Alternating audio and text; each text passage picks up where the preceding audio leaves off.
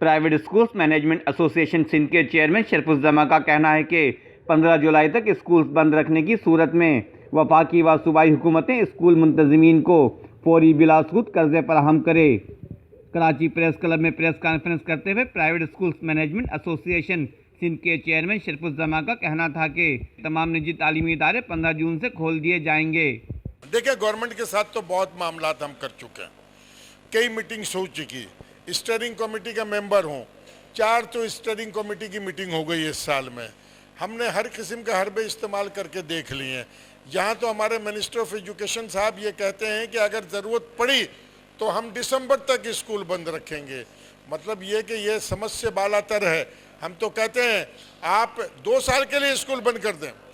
آپ جس طریقے سے سرکاری ملازمت میں موجود آپ تمام ملازمین کو گھر بیٹھے ہوئے تنخواہ پہنچا رہے ہیں، تو یہ انسان نہیں ہے، یہ پاکستانی نہیں ہے، ان کا حق اس میں نہیں ہے۔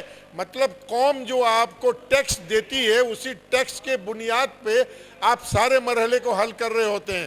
تو ایسی صورت میں ہم نے تو ان سے یہ کہہ دیا کہ آپ ہمیں ریلیف دیں۔ ہم نے وزیر اعظم پاکستان سے بھی خطوط کے ذریعے رابطہ کر لیا ہے، ان کو بھی میں نے ساری چیزیں بتا دی ہے۔ اب ہمارے پاس اس کے علاوہ کوئی دوسرا راستہ نہیں ہے کہ حکومت پاکستان، حکومت سندھ ہر صورت میں عید کے بعد اسکول کھولنے کی اجازت خود دے، ورنہ ہم اعلانیہ طور پہ گورنمنٹ کے ریٹ کو چیلنج کرتے ہیں اور 15 جون سے پورے پاکستان میں صوبہ سندھ سمیت پورے پاکستان میں اسکول، نجی تعلیمی ادارہ، پرائیویٹ اسکولز کھولنے کا اعلان کرتے ہیں۔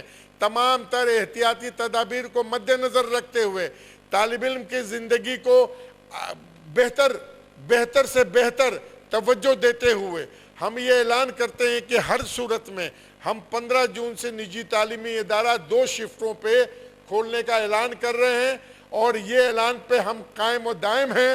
جبکہ اس موقع پر ان کے ہمراہ سید اسرار علی، جمال الحق صدیقی، اختر علی آرائیں، عامر مرتضی، علی حسن گبول، سید حارث حسین، فہد فریدی، سلمان الطاف، محمد ذکی اور محمد صالح بھی موجود تھے۔ کیمرہ مین امجد اقبال کے ساتھ Afaq Ahmed Siddiqui, M7 city news, Karachi.